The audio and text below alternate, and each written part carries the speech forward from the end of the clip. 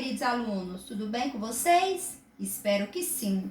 Vocês estão cientes que nossas aulas presenciais, elas continuam suspensas por tempo indeterminado, mas a educação, essa não pode parar. Então, seguindo esse objetivo e tendo certeza que a educação não para, nós vamos falar sobre as novas relações entre os seres humanos e a natureza no Neolítico.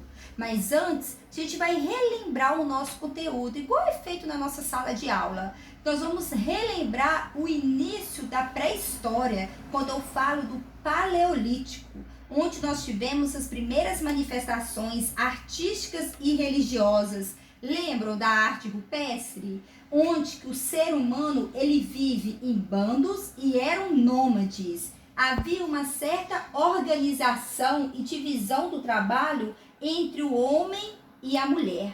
Nesse período, eles começam a confeccionar ferramentas rudimentares a partir de lascas de rochas, ossos, madeiras e outros metais. Professora, foi nesse período também da manipulação do fogo. A manipulação do fogo, aonde que consolidou o estilo vida caçador-coletor. Vida caçador-coletor. O que é isso? É que além de caçar e pescar, também colhia frutos e vegetais silvestres como fonte de alimento e matéria-prima. Foi nesse período que houve mudanças climáticas significativas, com a queda das temperaturas médias do planeta, obrigando então os seres humanos a ficarem confinados nas cavernas em um longo período. Surgindo aí o Neolítico. O Neolítico é onde que eles passam a polir a superfície das pedras em vez de somente lascar, que nem era feito no Paleolítico.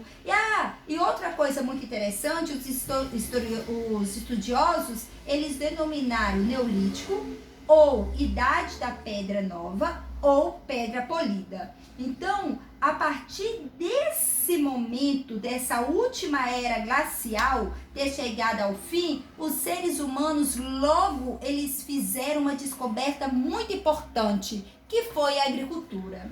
A agricultura, a revolução agrícola ou então a revolução neolítica foi onde que os grupos humanos desenvolveram habilidades que o permitiram controlar a produção de alimentos para não depender apenas da colheita natural. E por incrível que pareça, meninada, vocês acreditam que, segundo os historiadores, isso foi uma invenção feminina. Foi a mulher que deu início à agricultura. Porque as mulheres, elas coletavam tanto as raízes como os frutos, então elas puderam observar que a semente das plantas, uma vez enterrada no solo, dava origem a novas plantas.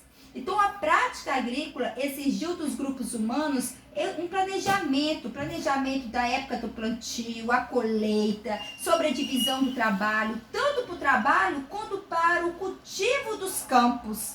Aí, a partir desse momento, esse cuidado das plantações aí, fez com que o ser humano ele abandonasse a vida de caçador nômade e tornasse sedentário. Surgindo aí um grande utensílio. Esse grande utensílio aí feito de cerâmica. A cerâmica é uma técnica que transforma a argila em um material duro e resistente, próprio para a criação de utensílios. Atualmente é utilizada na fabricação de louça, material de construção e até peças para máquinas. A importância dessa cerâmica foi porque ela permitia armazenar tanto grãos como líquidos, conservando-os. Então aí, a partir dessa utilização da cerâmica, surge o comércio. O que é o comércio, professora? Porque eles aproveitavam o excedente, a sobra, e eles faziam troca. Um exemplo, uma aldeia com excesso de cevada negociava a troca desse produto com excedente de trigo da aldeia vizinha. Então, assim, teve o início o comércio. A partir do comércio, houve o processo de divisão do trabalho, porque precisavam de pessoas para organizar o armazenamento, distribuir os produtos, de modo que nenhuma aldeia ficasse sem mantimento. E aí eles descobriram que essa forma de organização fosse centralizada em um único lugar e comandada por algumas pessoas. Aí foi responsável a formação da cidade. E as primeiras cidades, elas se deram nas margens dos rios e elas são chamadas de civilizações fluviais. As pequenas comunidades que surgiram ao longo do Neolítico, elas começam o quê? A se unir para construir sistema de irrigação e aproveitar melhor as margens férteis dos rios. Visto, né, moçada, que a agricultura se desenvolvia em regiões, lógico, é onde havia água. Então foi natural que as primeiras cidades se formassem próximo aos grandes rios. Temos aí, professora, também o uso dos metais. Utilizavam-se primeiro o cobre, logo depois o bronze, e o uso do ferro era raro e ele começou a ser difundido, fundir. O que é isso, professora? Derreter o material passando do estado sólido ao estado líquido somente por volta de 1600 a.C. Então, nesse momento, eles viram que com ferro era possível fabricar armas mais duradouras e começaram a aperfeiçoar tanto instrumentos agrícolas como também utensílios e ferramentas. Vou te dar o exemplo do alicate.